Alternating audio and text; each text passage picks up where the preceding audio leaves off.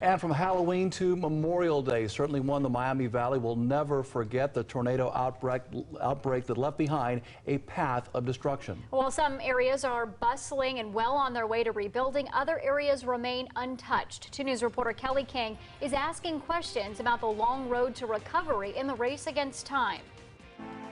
It was extremely devastating. A sight no one ever wanted to see. You see it on TV, but to experience it was a whole nother thing. May 27th, 15 tornadoes touched down. Trees were everywhere, buildings were down, roofs were gone. Robbing people of their belongings, their homes, life as they knew it. People like Deborah Pendleton, the pantry supervisor at Catholic Social Services. She considers herself one of the lucky ones, even though her Harrison Township home is gone. I was just grateful to be alive. The immediate response, remarkable, but more than 5 months later, some neighborhoods, including Deborah's here on Lofty Oaks Lane, still look like this.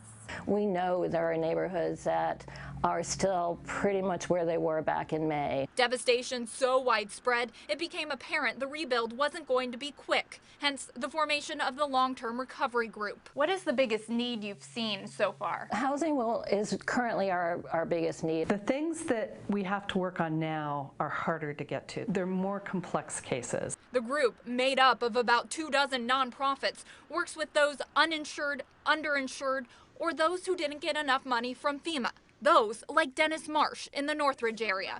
Some roof damage, some porch damage. Realizing he couldn't fix it all on his own, There's help out there if you don't know what else to do. he called United Way's 211 line and was assigned a caseworker to navigate the recovery process. Making sure that that person is getting everything that they need so that they can get back to what their baseline is. A team has been working to repair the porch, the windows, the roof of Dennis's home. It's one of more than 200 cases the long-term recovery group is handling. The group estimates that number could jump as high as 800 cases. We've been told by FEMA that we are months ahead of other communities that have suffered a natural disaster. Even still, progress doesn't ease the pain. Until all those folks are back in their houses, our job is not finished. While they are making strides, for many cities, it's a race against the clock. It is imperative that we get these homes rebuilt for the winter. We want to eliminate squatting in these homes. Weather not a concern for Unibuilt's Greg Barney. Rain, snow, sleet doesn't bother us. Hammering away on homes for 5 families impacted by the tornadoes.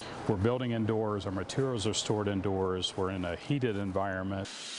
But with so much work, they're facing another concern. Our schedule was full to start with before the tornadoes, and getting workers is a challenge. The same for contractors. We can't get the skilled laborers that we need to keep up with the amount of work that's out there. Pounding away. We're several months booked out. They're getting a roof back on John Friedenbach's Butler Township home. Took a while to get everything squared away with the insurance company. Some interior damage, ceiling joists that need to be replaced. Looking at the big picture, it won't be a quick fix, and some recoveries will take years. Normal recovery for this kind of disaster is about 3 to 5 years. On the community side, which is a whole nother effort, 5 to 10 years. The key in every case, community involvement and patience. It's not going to happen overnight, but best efforts are being made. It's going to take some time for us to mentally get back to where we were and physically. In Dayton, Kelly King, 2 News, working for you. And if you are someone who still needs help, you can find resources within this story, as well as how this process works with United Way's 211 helpline. Just head to WDTN.com and click on this story.